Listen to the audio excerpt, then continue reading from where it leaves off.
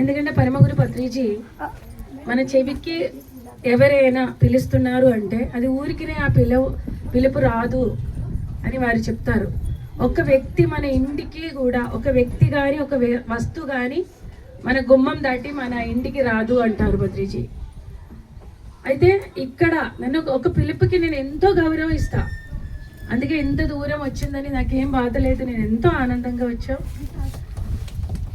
ఎందుకంటే నాకు తెలుసు ఇక్కడ పరమగురు పత్రిజీ ఎప్పుడు చెప్తూ ఉంటారు, ఇద్దరు ఆత్మజ్ఞానులకు ఈ యొక్క ఆత్మజ్ఞానాన్ని గుర్తు చేయడానికి ప్రయత్నించడం, 25,000 పాంప్లెట్లు డిస్ట్రిబ్యూట్ చేస్తే కానీ ఆ ఇద్దరు దివ్యాత్మ స్వరూపుల్ని మనం కనిపెట్టలేరు అని.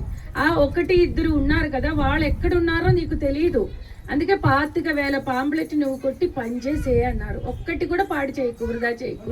25,000 పాంప్లెట్ వెళ్ళేసరికి ఆ ఇద్దరికి ఎవరైతే జన్మలుగా దీనికోసం ఎదురు చూస్తున్నారో వారికి అది చేరుతుంది అని. అంటే మనం ఎంత దూరం అక్కడ వచ్చిన వాళ్ళు, ఇది ఆత్మజ్ఞాన సభ, ఆత్మజ్ఞానులే వస్తారు, ఆత్మజ్ఞానం కోరిన వాళ్ళే వస్తారు. సో అక్కడ ఎవరు ఆ పరిపక్వం అయ్యే స్థితిలో ఉంటారో మనకి తెలియదు. అని అందుకే అది రెస్పెక్ట్ ఇచ్చి మనం వెళ్ళాలి ఎక్కడికి పిలిచిన.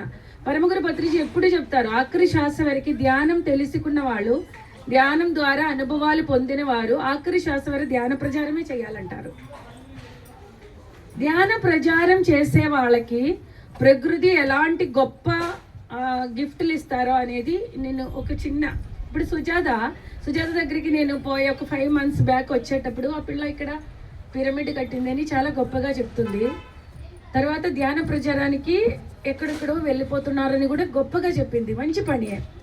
కానీ పిరమిడ్లో ధ్యానం చేస్తుందా అంటే ధ్యానం జరగటం లేదు. పిరమిడ్ అనేది హయ్యర్ డైమెన్షన్ ఎనర్జీస్. పిరమిడ్ అనేది ఆ ఒక దివ్యమైన ఒక దివ్య తలం, అది తలంలో నుంచి ఒక పిరమిడ్ని ఇన్వైట్ చేసేటప్పుడు, అంటే పరమగురు పత్రిజీ చెప్పేది చాలా మందికి అర్థం కాలే. పరమగురు పత్రిజీ ఏం చెప్తారంటే, ఒక పిరమిడ్ని ఇన్వైట్ చేసేటప్పుడు ఆ ఇప్పుడు మన ఇంటికి ఒక వ్యక్తిని ఇన్వైట్ చేసేటప్పుడు మనం ఎంత ప్రేమగా ఇన్వైట్ చేస్తామో వచ్చిన తర్వాత బాగా పట్టించుకోవాలి. ఆ వచ్చేవులే, పోయేవులే, తిన్నావులే, ఎక్కడో సీటు ఉంటే కూర్చుంటావులే అనా కాదు. అప్పుడు మనం అందుకే పరమగురు చెప్పిన ప్రతిదాన్ని అర్థం చేసుకోవాలంటే గొప్ప శక్తి ఉండాలి. అతిథి దేవో భవ అంటే అతిథి దేవుడుగా మారాలి అంటే ఏం చేయాలి అంటారు వారు. అతిథి దైవంగా మారితే ఆ అతిథి పోయేటప్పుడు ఎన్నో కర్మలు తొలగిపోతాయి అంటారు. అందుకే ఎవరిని అపమానించకూడదు. అపమానించింది అంటే మన లెక్కల్లో మన సౌభాగ్యాలు కట్ అయిపోయింది అని అర్థం.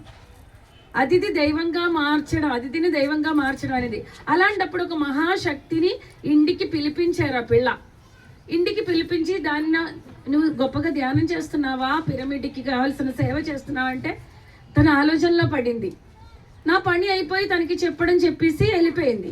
అయితే ఈ మధ్యకాలంలో పిరమిడ్ జగత్ అనేది బాగా పట్టుకోవాలనే ఆలోచన నాకు వచ్చింది. ఎందుకంటే మా జీవితంలో 2 years అయింది కేరళలో సెటిల్ అయ్యి. 2 years వరకు నేను విజయనగరంలోనే 24 years నుంచి ఉన్నాను. 19 సంవత్సరాలు అయింది ధ్యానంలోకి వచ్చి, పిరమిడ్ మెడిటేషన్లోకి వచ్చి. అయితే కేరళ వెళ్ళడానికి కారణాలు ఉన్నాయిలేండి. అయితే కేరళ వెళ్ళేటప్పుడు మాకు కేరళలో ఇల్లు కట్టలేదు. మా వారికి సివియర్ హెల్త్ ఇష్యూ వచ్చిన తర్వాత కేరళ సెటిల్ అయిపోవాలి అనేది ఆలోచన వచ్చి, మా దగ్గర చాలా తక్కువ అమౌంట్ ఉంది. అంటే మా నాన్నగారి వాటా అది అమ్మేసిన తర్వాత వచ్చిన తక్కువ డబ్బులు. అయితే అందులో అమ్మగారు ఇచ్చిన ఒక 5 లక్షలు కలిపి ఒక 15 లక్షల దాకే ఉంది. అయితే ఈ 15 లక్షల్లో ఇల్లుకి కేరళలో ఈ ప్లేస్కి చాలా కాస్ట్ ఉంది. అయితే అవన్నీ కొని కట్టుకోలేను నేను. అయితే ఏం చేశారంటే 50 సంవత్సరాలకి ఎక్కువ అయిన ఇంటికి జీరో కాస్ట్ అనమాట. 55 సంవత్సరాలైన 3 అంతస్తుల పాత బిల్డింగ్, 3 అంతస్తుల పాత ఏమంటారు బ్రాహ్మిన్స్ ఒక ఇల్లు అనమాట అది. అయితే 7.30 సెంట్ ఉంది. అది చాలా మంచి లొకేషన్లో ఉంది. అయితే అది తీసుకున్నాను. ఈ ఇల్లు ఫ్రీ వస్తుంది కదా, ఇంట్లో మేము బ్రతకొచ్చు. ఈ డబ్బుకి 13.5 లక్షలకి ఆ ప్లేస్ కొనుక్కొని ఆ ఇంట్లో ఏదో చిన్న పనులు ఏదో చేసుకొని మనం బ్రతుకుతాలే అనే ఆలోచనతో 3 లక్షల రూపాయలు అడ్వాన్స్ ఇచ్చాం. అంటే మాకు కేరళలో సపోర్ట్ చేసే వాళ్ళు లేరు, మా ఇంట్లో వాళ్ళు సపోర్ట్ చేయలేదు, ఎవరు లేదు. ఒక బ్రోకర్ ద్వారా వెళ్ళాం. ఆ బ్రోకర్తో పాటు ఇంకో బ్రోకర్ ఉంది. అయితే ఇందులో చూసి వెళ్ళాను అనమాట, ఇన్స్టాగ్రామ్లో.